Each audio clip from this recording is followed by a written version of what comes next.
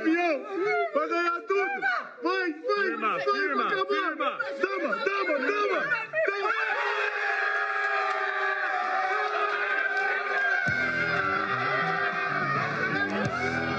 A nice little personal carnival for Luis Assunção Garla, the Brazilian who picked up one of those numbers right there. A World Series of Poker bracelet on GG in Event 55 last week. Welcome one and all once again to another edition of the World Series of Poker Recap Show from inside the Poker Go studio at City Center, Aria Resort and Casino to be exact. Ali Najad, joined by the inimitable Brent Hanks. And Brent, I begin by trying to determine what it is exactly that you do between the last time that we did the show and this time. Inquiring minds want to know.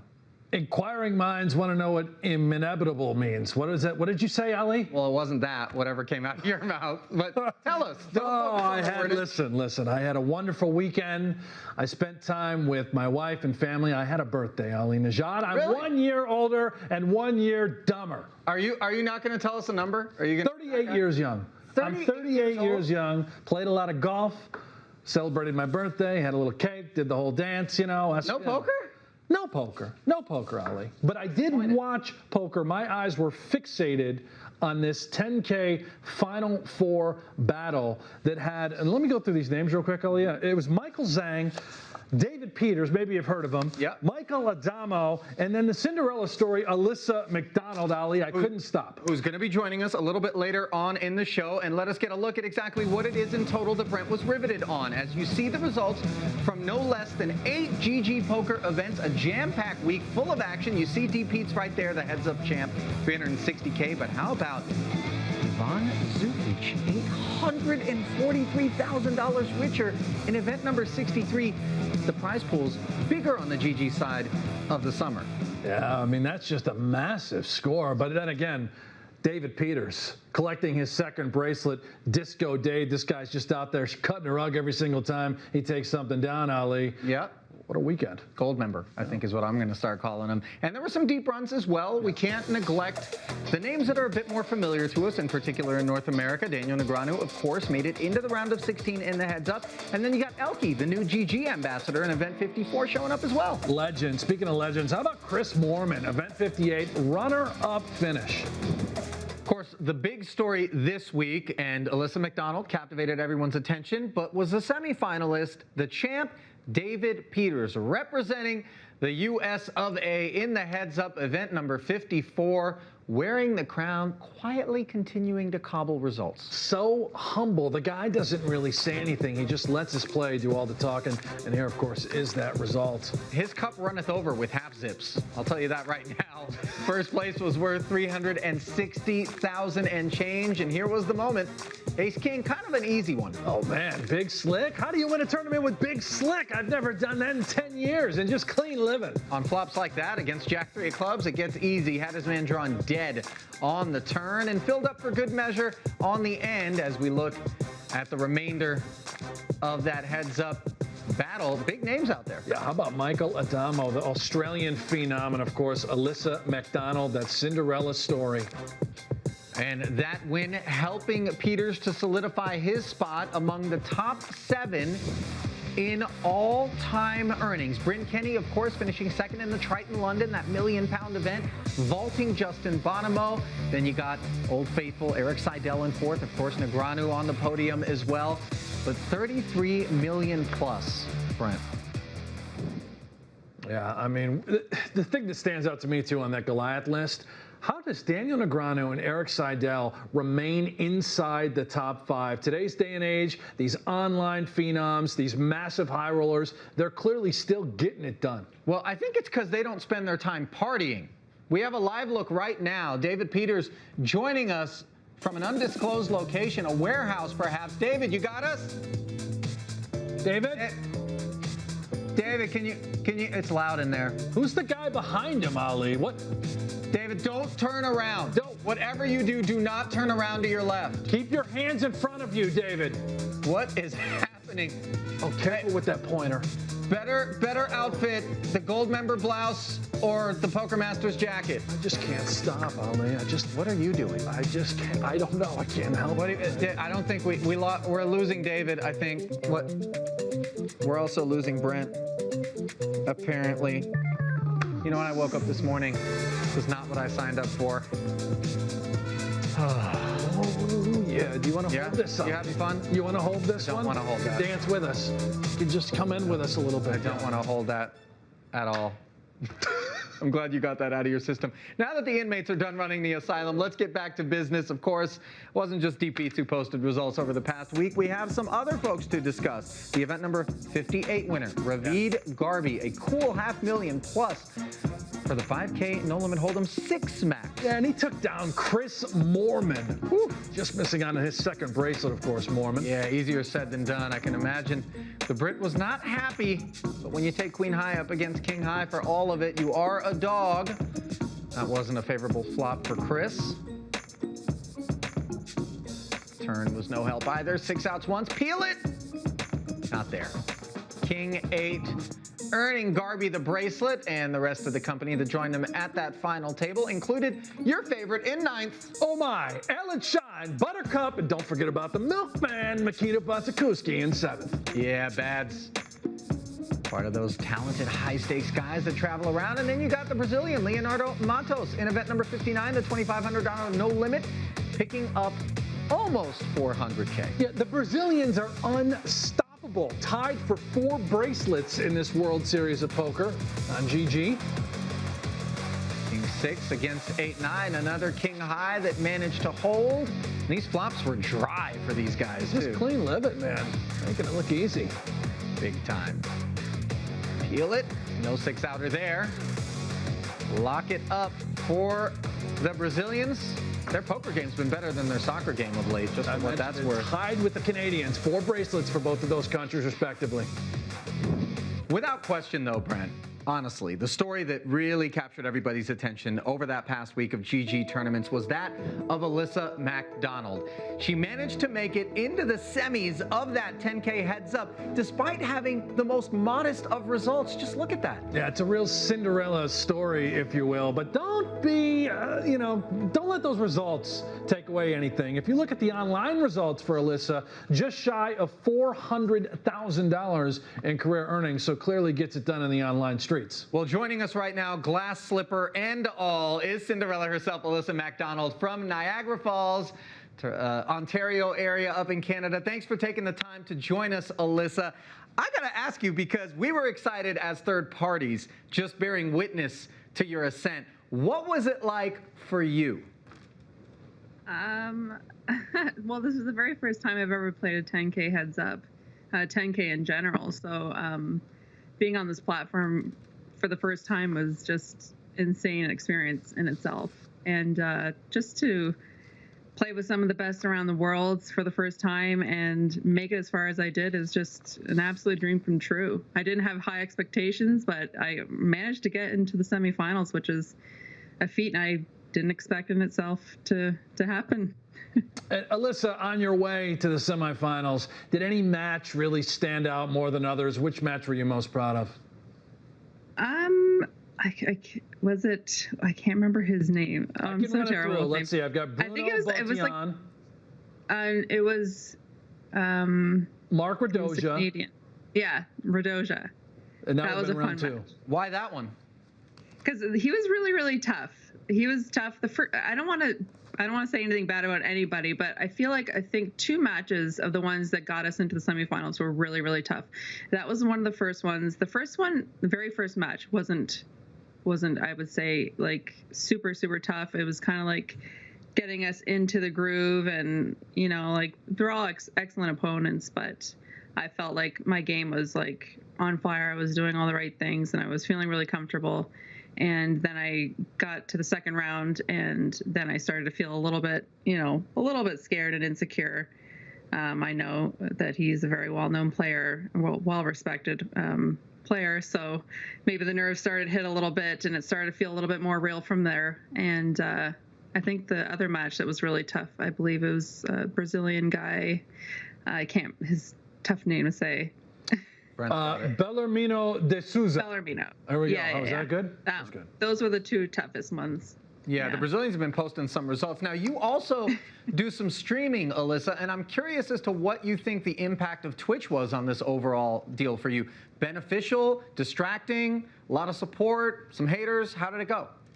I didn't stream this particular event. I wanted to focus completely and zone and have absolutely no distractions. It was just me and my music and my cats in the background. But no, I did not plan to stream the initial day one, and I definitely didn't plan to stream the day two either. I've never been here before, playing for a bracelet, playing for that kind of money, and I couldn't afford any distractions. I do stream often. I do stream a lot of my high stakes MTT actions, mostly playing on ACR and GGPoker. But this time there was just no way, not for that. And the results speak for themselves, I guess. Yeah, it's good to be focused. Alyssa, when you're not playing poker nonstop, of course, what else are you doing in your life? What are your hobbies? I'm an artist, so I do photorealistic drawings of people, portraits. That's probably my very first passion in life, something that I love and enjoy doing. I do commissions and artwork and stuff like that for people as well, another way to make money. I'm also a huge gamer. Besides streaming, I like to play League of Legends, just online games. I'm very competitive. I love sports, watching sports, playing baseball, that sort of thing. And hanging out with my cats. Sounds like you're pretty well-rounded. And obviously, we've got some other gamers out there like Elkie and whatnot. So maybe we'll see her in those League of Legends streets posting some results. Alyssa, best of luck the rest of the summer. Thank you so much for joining us. We really appreciate it. Awesome. You know what? I love nothing more than when somebody who wasn't on our radar shows up, makes a big splash, is charming, is kind, relatable. That's what we need in poker, right? Perfect. Absolutely. We need more of that. And let's just get a look at Alyssa's bio here. As we mentioned, she had that 3-figure score back in 2018. She's come a long way since then. Even she looks surprised there. She certainly does. And by the way, those pictures live on forever. We need more of those online for Alyssa. Not that only one, Ali. All right, shifting our focus back to GG, where all of the remainder of the events over the summer are taking place. They have been doing some very creative things, and not the least of them is something that we are now going to bring in the ambassador to GGPoker live from Mexico, Twitch streaming, but taking a minute to talk about the upcoming People's Choice Award. Daniel, take it away. Well, I'm excited to announce that the People's Choice event that was chosen based on a number of factors, including, social media engagement, event observers, like everyone, just basically the overall buzz around it. We had players like Eric Seidel blinding off Max Cruz. You had the big man, Dan Blazarian, playing the event. And that was the 10K Heads-Up Championship. So the Player's Choice event that we're going to be adding to the schedule is going to be a $25,000 buy-in heads-up tournament. The demand was so high for the 10K that we elected to go ahead and kick up the buy-in and put forth a $25,000 buy-in heads-up tournament. Awesome, my friend. I know you're Twitch streaming right now. We'll let you get back to business, but thanks for helping us make that announcement. So there you have it, GGPoker continuing to give fans what they want, the People's Choice deal, good for business. And we're going to give people what maybe even they don't want, which is more opinions from Brent Hanks as we launch into another edition of Good for Poker. You ready, Brent? Yes, please. Let's go. All right. First and foremost, we just talked about it, the People's Choice event on GG. Good for poker or no? Has to be good for poker. You're giving people a choice. They want to. We're going to decide on what everyone wants to do. How can it be bad for poker, Ali? I didn't say it was bad. Did you take something there? Don't turn this around on me. This is your segment. It's good for poker or not. Okay, so you think that one's an objective truth. Yeah. Let's move a little bit deeper past the People's Choice to the ambassador, the man himself. Daniel Negreanu was just with us. Good for poker or not? His rants. Daniel Negreanu's rants. Amazing for poker. I love how authentic he is. I love how out of his mind he seems. I love how intense he is. He looks a little thin. I think he needs to change his diet maybe a little bit, Ali. I mean, he's vegan. Yeah, he's vegan, but that doesn't mean that you shouldn't eat. You need to eat something, Ali. A little thin for me, but good for poker. So his rant's good for poker. His diet maybe not good. Yeah. Okay. All right. Got it. Moving forward. Training sites. This has been a kind of a hot button issue because obviously the aggregate player pool gets better and the game gets tougher. Good for poker or not? Training sites. Worst thing to ever happen to poker, Ali. Okay. From day one, clearly I've never been to a training site, by the way, but whenever I started seeing these training sites pop up all over sorts of buildings and sponsorships and branding, I knew right then and there this is a bad thing for poker. Now everybody gets good. How am I supposed to go inside a casino and beat that regular cash game? Everyone's too good at poker, Ali. Yeah, the counterpoint obviously is that it draws more people in, creates a little bit more interest, but those people, they're tougher to beat. Last but by no means least, good for poker, another week of Brent Hanks. Or not. You know what? Actually, you shouldn't weigh in on this one. I've got somebody whose opinion I'm going to lean on even harder for this one. Maria Ho joining us from Mexico, Cabo in particular, I believe. Maria, please help me out. Is another week of you sticking me with Brent Hanks out here all by my lonesome good for poker or not?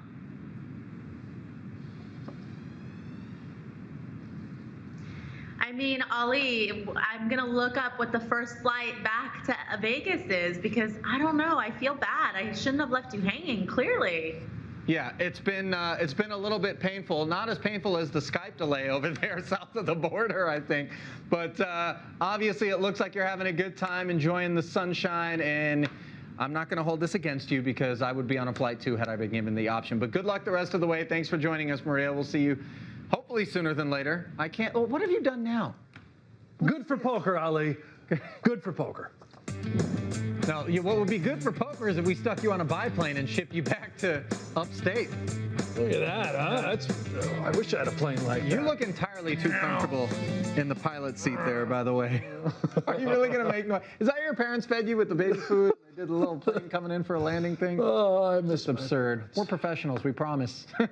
Speaking of professionals, we've got some more results to get to as events 60 through 64. Also, notched winners. The first of them, Orhan Ates, the Turkish man who delivered a filthy beat to his Austrian counterpart. Heads up. Certainly did. By the way, Orhan, number 6 all-time in Turkey.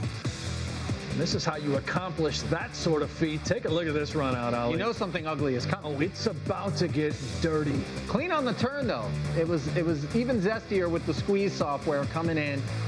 As you see Tobias with the aces thinking that he's in good shape. They got the money in. It was almost like Tobias knew something bad was going to happen. That flaming anger. Peel it. Peel it nice and slow. It's torture him. Oh. Ooh. Yeah. The ugly path to victory as you see the remainder of the players that join them at the final table. How about 9th, Brent?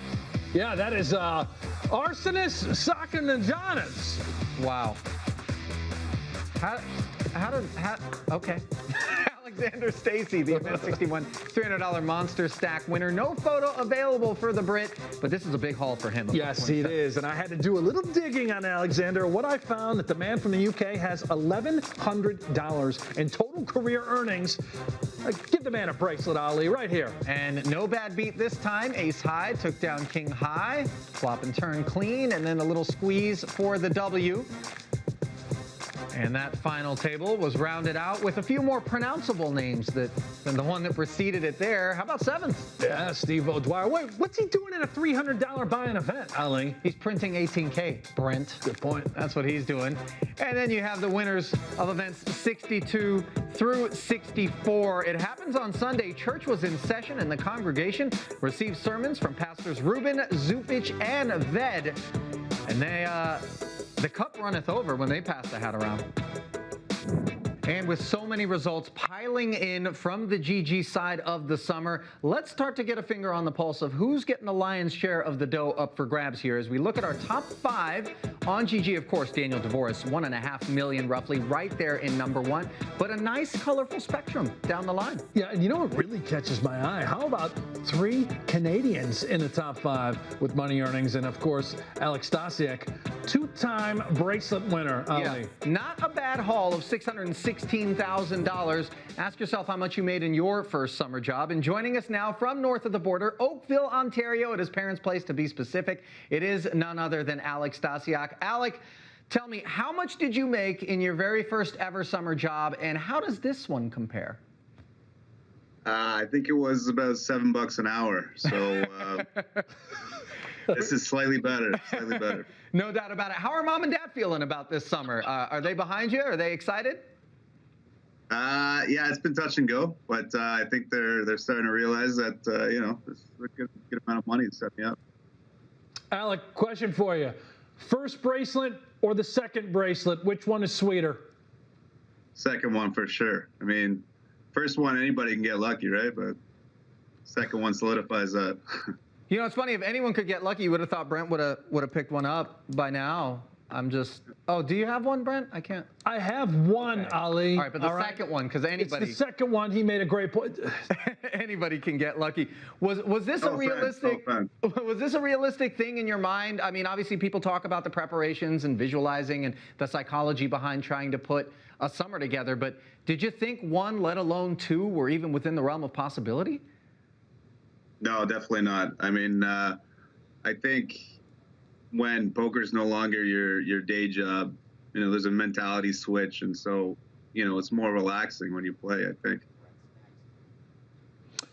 Alec, taking a look at your live resume, $32,000 in career earnings in live poker, and of course, you just won $616,000 in these two events alone. Have your goals shifted going into 2021? Maybe a little bit more live poker on the horizon? I mean, for me, live poker is always more fun. So I'm excited to play the World Series of Poker Europe. I don't know when it's going to be, but I'm pretty stoked for that. Yeah, obviously we all miss live poker. Online's not quite the same. What do you feel like are the pros and cons of each of those realms? I mean, obviously there's aspects of each that tend to favor different playing styles. And what's your favorite and why? What do you think's best for you? I mean, I think at this point, live poker is still softer than online. Because you do get a lot of the guys that don't play online, don't have the same kind of volume. And I like the reads. The live read aspect is fun for me.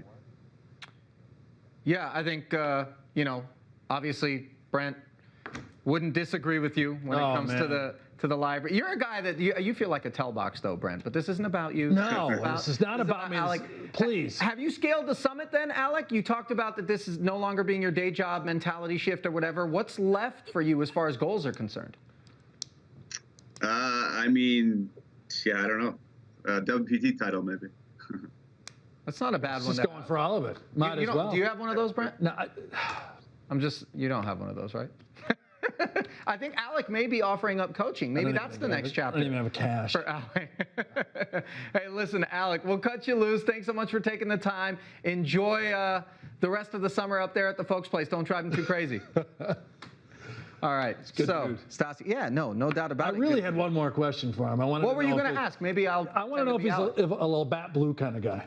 Okay, so you're gonna. That was it. He's clearly a Molson man. I wanted to share something with him. He's clearly a Molson man. All right, let's. We don't have that stat, but we do have some others from the GG side of the summer.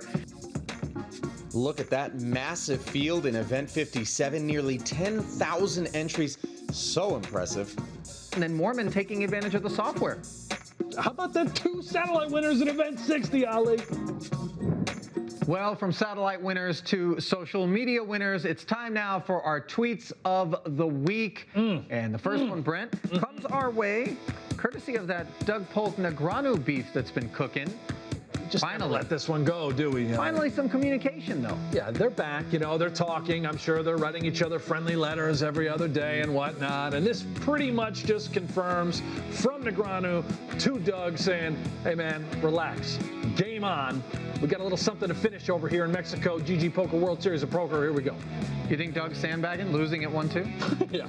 Just saying. And the next one, coming to us, courtesy of Chris Mormon. I didn't get this at first, but I understand it's an animated GIF. Yeah, you wouldn't get this because I actually speak GIF. That's all I do on Twitter, not Ali. So what's happening here? This is Joey, from what I'm told, from a show called Friends, and there's a pretend it's animated. I see. A little tough to offload the spoils. Try it. Do the wink. Can you just do? Well, that's what he's doing there. Well, thank you. I'm glad that we had you here to be a human animated. I've long thought that about you, that you are a human animated GIF. And last but not least, coming from one poo dog Melissa. What? Not a stranger to you. Looks like she was on the rail along with so many others when the largest no limit hold'em pot in history. Well, that's right. Who? I said poo dog Melissa. That is the largest no limit hold'em hand in online history, Ali. You're exactly right. Limitless, by the way, is known as Victor, don't call me Victor Malinowski. He is one of the most iconic cash game players in the world in online history. Michael Adamo took the L in that hand, getting cooled off. Bit of a roller coaster week for him, of course. He finished runner-up in the 10K heads-up event to D. Peters. And Melissa, of course, the girlfriend to Rob Kuhn, who did well for himself earlier in the summer. Let's get a look now at what is on tap this coming week in GG and in those streets. Where is it that you're going to merge into traffic? Well, I would begin in the $500 limit hold'em event, Ali. Limits the future. I can't go broke in one hand there. It'd be very difficult. That's all it is? You're just thinking, where can I get the maximum value? Max play. The longest. Just want to sit there as long as I can, Ali. Yeah. Spoken by a man who I often find playing Keno at the bar. One bet.